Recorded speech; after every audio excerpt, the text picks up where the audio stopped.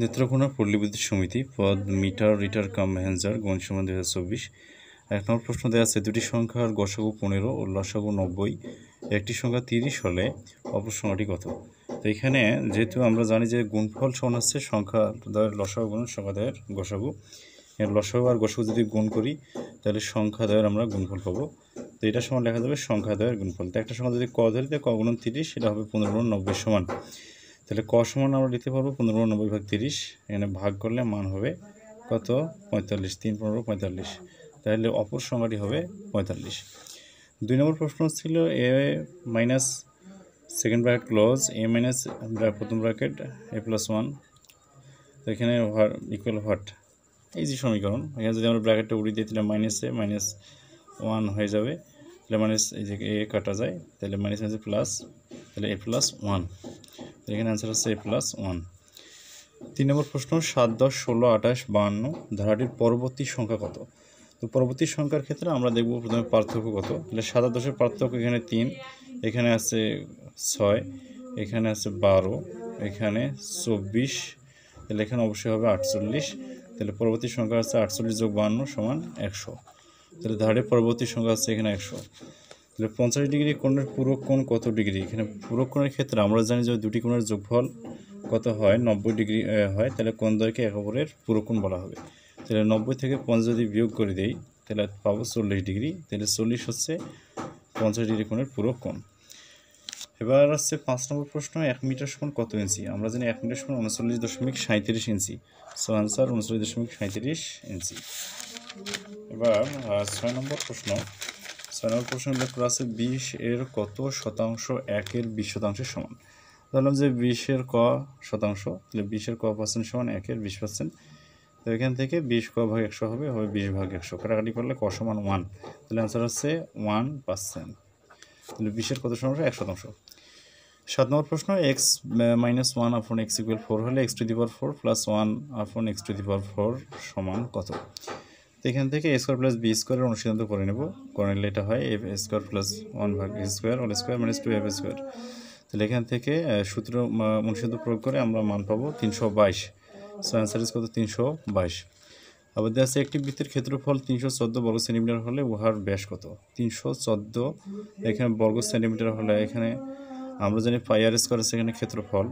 এখান থেকে আর এর মানটা বের করে নেওয়া লাগবে। তো আর এর মান এখান থেকে যদি বের করে নেই, পায়ের মান 22/7 বসে দিয়ে ক্যালকুলেশন করলে আর এর মান বের হবে প্রায় 10-এর কাছাকাছি। এবং অ্যান্সারটা যদি পূর্ণ সংখ্যা দেওয়া আছে তাহলে ব্যাস হচ্ছে টয়েসের সমান 20।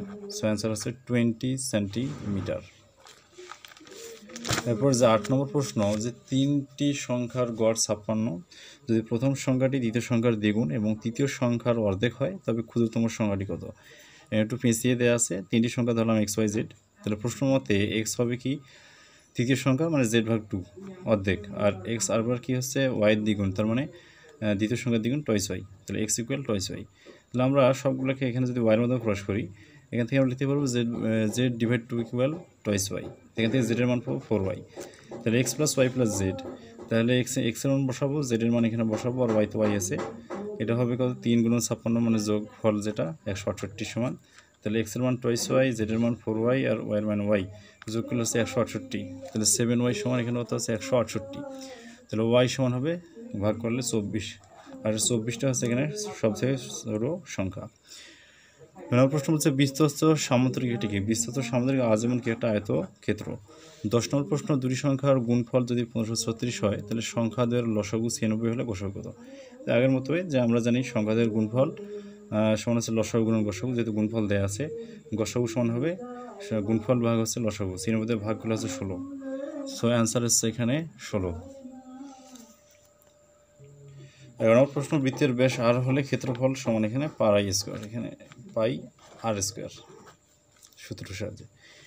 12 নম্বর প্রশ্ন ছিল একটু ত্রিভুজের 3টি কোণের অনুপাত যদি 3:4:5 হয় তাহলে ক্ষুদ্রতম কোণ কত ডিগ্রি? তাহলে আমরা এখান থেকে দেখব ক্ষুদ্রতম অনুপাত হচ্ছে 3। ধরে নিলাম প্রত্যেকটা কোণ আছে 3 ক 4 ক 5 ক, তো 3টা যোগ করলে হচ্ছে 180 ডিগ্রি। ত্রিভুজের 3 কোণের সমষ্টি 180 ডিগ্রি।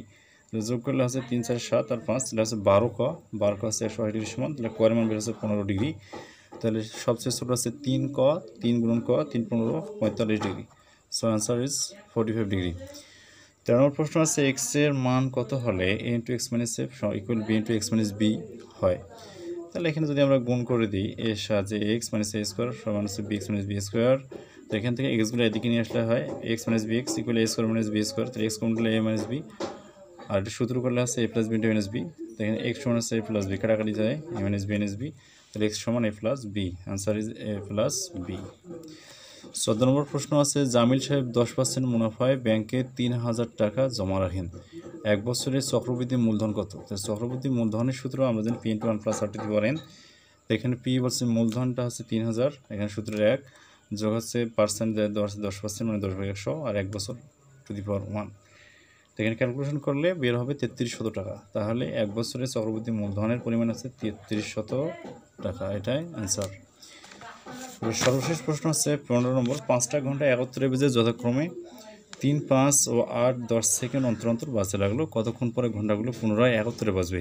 তো 71 বাজার জন্য আমরা এখানে কি লসাগুগুলো বের করবো, 3, 5, 7, 8, 10 এর লসাগু, যে বোধে লসাগু বের করা হয় বোধে লসাগু বের করবো, লসাগু বের করলে বের হচ্ছে এখন তো 840, লসাগু হচ্ছে 840 এটা সেকেন্ডে, আমার উত্তর দেওয়া আছে মিনিটে, যদি আমরা 60 দিয়ে ভাগ করি তাহলে বের হবে 14 minute, so answer is 14 minute.